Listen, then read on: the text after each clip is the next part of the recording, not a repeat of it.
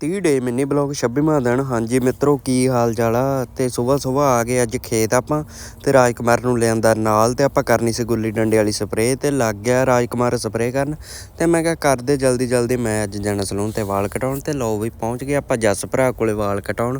ਤੇ ਮੈਂ ਭਰਾ ਨੂੰ ਕਿਹਾ, ਮੈਂ ਕਿਹਾ ਭਰਾ ਸਿਰਾਂ ਦੀ ਕਟਿੰਗ ਕਰਦੇ। ਕਹਿੰਦਾ ਟੈਨਸ਼ਨ ਨਾ ਲੈ, ਸਿਰਾ ਕਰਾ ਦਾਂਗੇ ਜਾਲੇ ਜੂਲੇ ਪਾ ਕੇ ਤੇ ਕਰਕੇ ਵਾਲਾਂ ਦੀ ਸੈਟਿੰਗ। ਜੱਸ ਭਰਾ ਨੇ ਸੱਚੀ ਅੱਜ ਤਾਂ ਵਾਲਾਂ ਦਾ ਸਿਰਾ ਕਰਾਤਾ।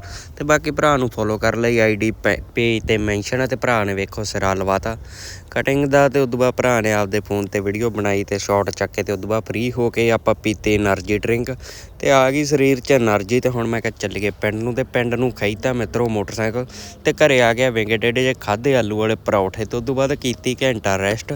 ਤੇ ਸ਼ਾਮ ਨੂੰ ਉੱਠ ਕੇ ਮੈਂ ਕਿਹਾ ਚੱਲ ਬਈ ਖੇਤ ਗੇੜਾ ਮਾਰਿਆ। ਤੇ ਖੇਤ ਤੁਰ ਕੇ ਗੇੜਾ ਗੂੜਾ ਕੱਢ ਕੇ ਤੇ 10-15 ਮਿੰਟ ਖੇਤ ਬੈਠੇ। ਤੇ ਉਦੋਂ ਬਾਅਦ ਹੁਣ ਆ ਗਏ ਪਿੰਡ ਸਿੱਧਾ। ਤੇ ਬਾਕੀ ਅਗਲੇ ਬਲੌਗ ਵੇਖਣ ਲਈ ਕਰ ਲਿਓ ਫੋਲੋ ਭਰਾ ਨੂੰ।